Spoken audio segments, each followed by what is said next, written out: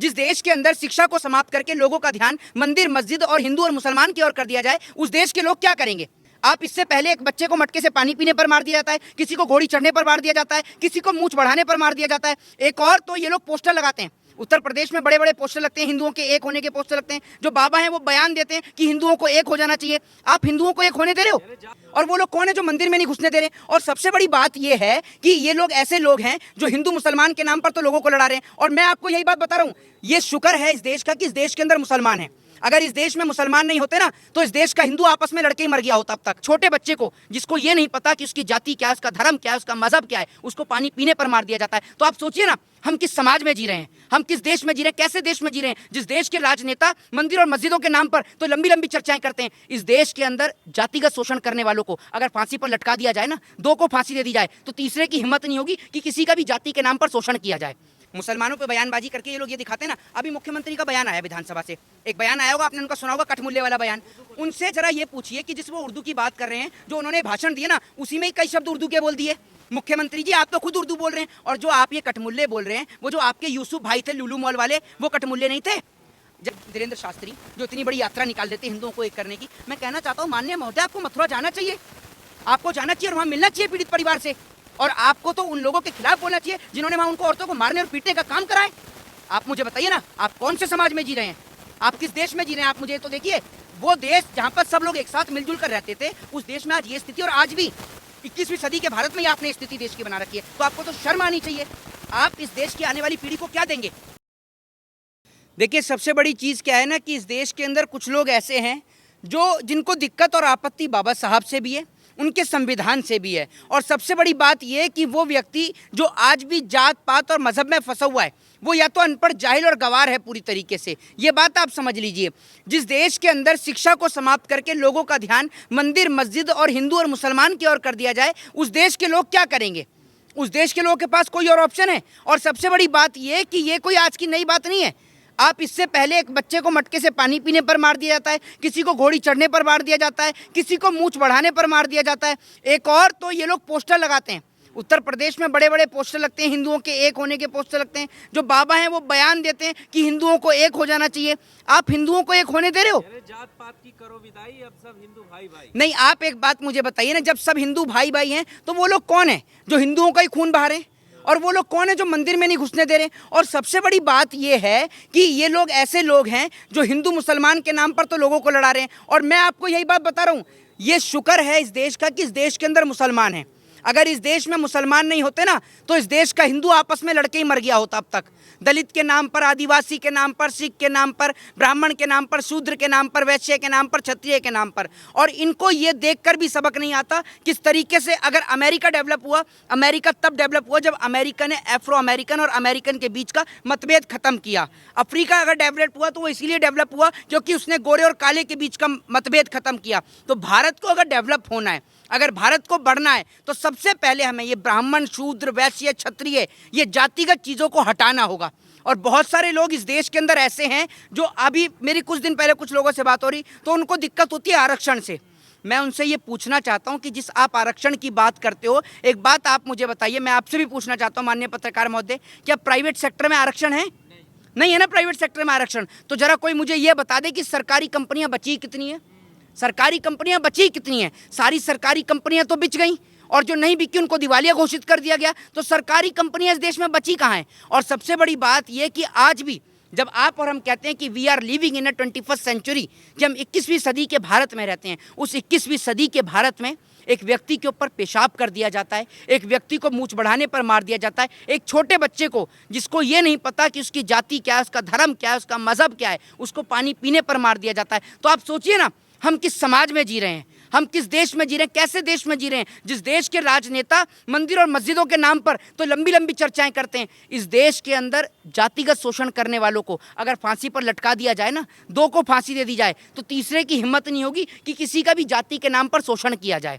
सबसे बड़ी बात यह है कि हम इंसान हैं, और इंसानियत से बड़ा कोई धर्म, कोई मजहब नहीं है। क्या ये यात्राएं सिर्फ दिखावा है क्या, जो सड़कों पे निकल रही हैं, पोस्टर लगाए जा रहे हैं, हम भाई हो गए? आप मुझे ये बता दीजिए, जितनी भी यात्रा निकल रही हैं या जितने भी ये पोस्टर लगाने वाले लोग हैं, जरा इनसे कोई ये पूछ ले कि ये कितने लोगों के घर में गए हैं। और जो लोग बात करते हैं ना कि भाई कोई जाति, कोई धर्म, कोई मजहब नहीं बचा, जरा इनसे पूछिए कि इनकी जो कास्ट है, ये अपनी कास्ट को छोड़कर किसी शेड्यूल कास्ट में अपनी बेटी की शादी करेंगे?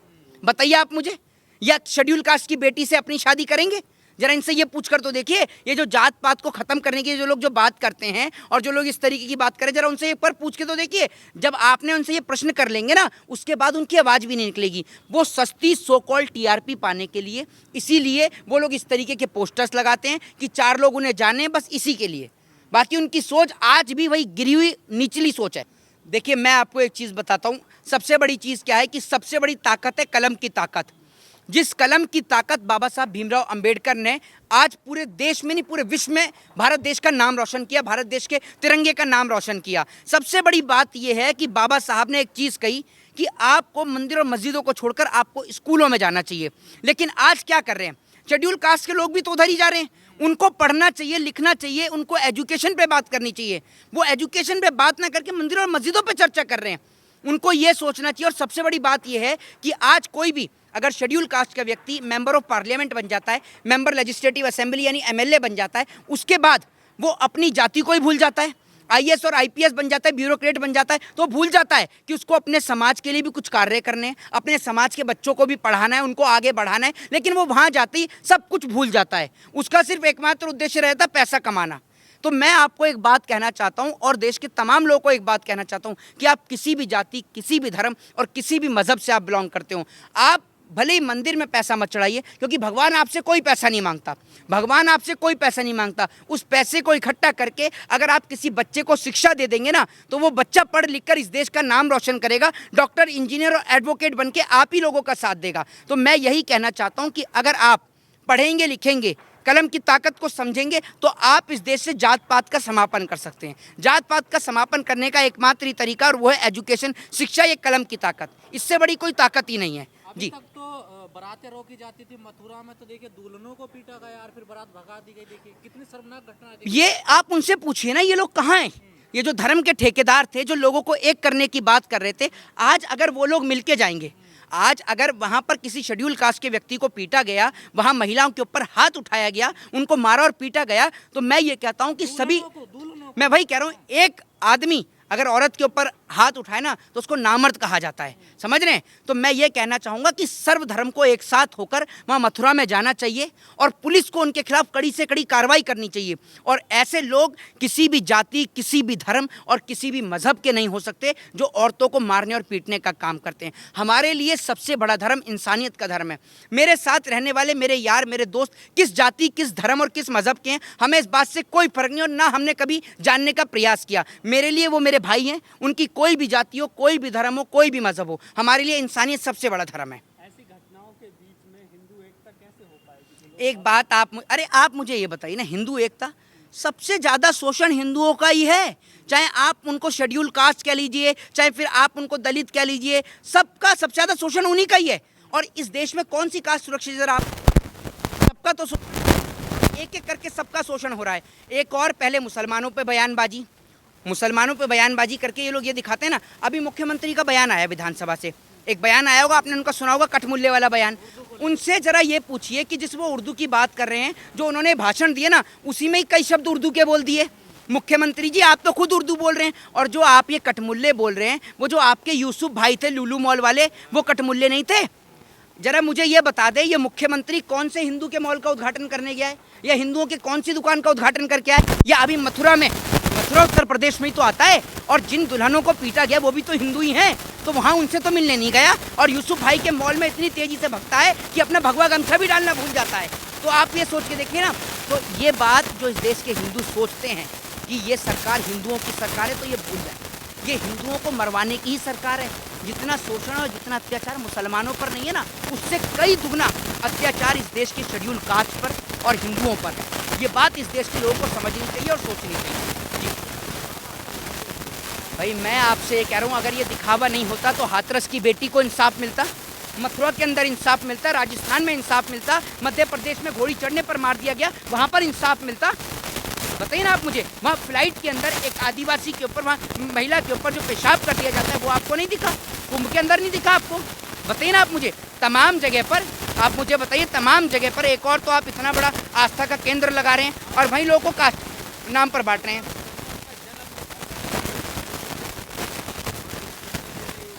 नहीं तो एक बात आप मुझे बताइए, नहीं एक बात आप मुझे बताइए, अगर संगम के जल से पाप धुल रहे होते तो एक बात आप मुझे बताइए, ये लोग कौन हैं? कौन सा धर्म और कौन सा मजहब कहता है जो कि महिलाओं के ऊपर आप हाथ उठाओ? आपको शर्म नहीं आती कि वो महिलाएं, जो बाराती महिलाएं, जो दुल्हन जो हैं, उनके ऊपर आप हाथ उठा रहे हो? आपकी सोच इतनी नीचे जा चुकी है कि आप आज भारत देश को बर्बाद करने के लिए कोई चाइना पाकिस्तान की जरूरत ही नहीं है। यहाँ के लोग आपस में ही लड़ रहे हैं, हिंदू मुसलमान के नाम पर लड़ रहे हैं, दलित शूद्र और वैश्य के नाम पर लड़ रहे हैं। एक अमेरिका वाले से पूछ लो, वो कहता है हम अमेरिकन। जापान वाले से पूछ लो, वो कहता है हम जापानीज। चाइना वाले से पूछो, वो कहता है हम चाइनीज। हमारे यहाँ आ जाओ, मैं हिंदू, मैं मुस्लिम, मैं सिख, मैं ईसाई। हिंदू में भी मैं ब्राह्मण, मैं शूद्र, मैं वैश्य, मैं शिया। समझ रहे हैं? ये वो वाला हिसाब है। मुस्लिम में आ जाओ तो मैं शिया, मैं सुन्नी। यहाँ तो वो वाला हिसाब है ना। यहाँ तो कोई ये कहता ही नहीं कि I proud to be Indian, और हम गर्व से कहते हैं हम भारतीय। भारतीय कहने में इनको शर्म आती है क्या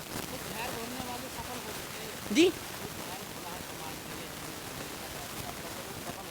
देखिए, वो लोग तो सफल ही हैं, सफल हैं तभी तो कुर्सी पर बैठे हुए हैं। वो लोग सफल हैं जो कुर्सी पर बैठे हुए हैं। और आप ये सोचिए कि जो अपने आप को इनका लीडर बताते थे वो लोग सब लापता हैं। अभी मैं अभी एक बात कहता हूँ, अभी धीरेन्द्र शास्त्री जो इतनी बड़ी यात्रा निकाल देते हिंदुओं को एक करने की, मैं कहना चाहता हूँ माननीय महोदय, आपको मथुरा जाना चाहिए, आपको जाना चाहिए और वहाँ मिलना चाहिए पीड़ित परिवार से। और आपको तो उन लोगों के खिलाफ बोलना चाहिए जिन्होंने वहाँ उनको औरतों को मारने और पीटने का काम कराए। आप मुझे बताइए ना, आप कौन से समाज में जी रहे हैं? आप किस देश में जी रहे हैं? आप मुझे तो देखिए, वो देश जहाँ पर सब लोग एक साथ मिलजुल कर रहते थे, उस देश में आज ये स्थिति, और आज भी 21वीं सदी के भारत में ही आपने स्थिति देश की बना रखी है। तो आपको तो शर्म आनी चाहिए। आप इस देश की आने वाली पीढ़ी को क्या देंगे? हमारे देश के आने वाले बच्चे आज भी इन कास्टिज्म के नाम पर उलझे रहेंगे। उसका सबसे बड़ा रीज़न ये है कि अगर एक गाड़ी खरीदने जाओ तो कम टैक्स पे करना पड़ता है, लेकिन अगर आप शिक्षा के लिए लोन लेने जाओ तो आपको ज़्यादा टैक्स पे करना पड़ता है। और जिस देश के अंदर शिक्षा पे प्रतिबंध लगेगा, शिक्षा पे अधिक मात्रा में टैक्स लेगा, उस देश की स्थिति यही होगी। जी देखिए, पहली बात तो मैं आपको बता दूं, जो ये कह रहे हैं कि एक रहोगे नेक रहोगे, कुलदीप सिंह सेंगर, ठीक है, उसने जो किया वो एक हिंदू बेटी के साथ ही किया, पूरे देश ने देखा, ठीक है ना। ये इनकी पार्टी का ही एमएलए था कुलदीप सिंह सेंगर, है ना। फिर दूसरी बात, ये जो एक रहो नेक रहे की बात करते हैं, हाथरस की घटना आप भूल जाएंगे, आप घटना उत्तराखंड की भूल जाएंगे, आप घटना मध्य प्रदेश की भूल जाएंगे, आप घटना बिहार की भूल जाएंगे जहाँ एक महिला का स्तन काट दिया गया। आप बताइए ना मुझे, वो घटनाएं भूल जाएंगे? सिर्फ उसका दोष क्या था कि वो एक शेड्यूल कास्ट से बिलोंग करती थी, इसलिए उसके साथ इस तरीके का दुर्व्यवहार हुआ। बताइए ना।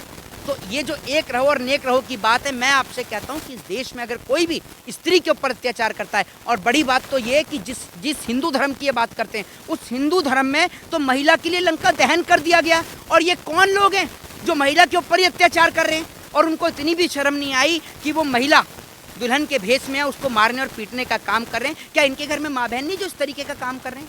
शर्म आनी चाहिए ऐसे लोगों को। और ऐसे लोग किसी भी जाति, किसी भी धर्म और किसी भी मजहब के नहीं हो सकते। इनका ताल्लुकात किसी जाति, किसी धर्म से नहीं है। शुक्रिया। जय हिंद, जय भारत, जय संविधान।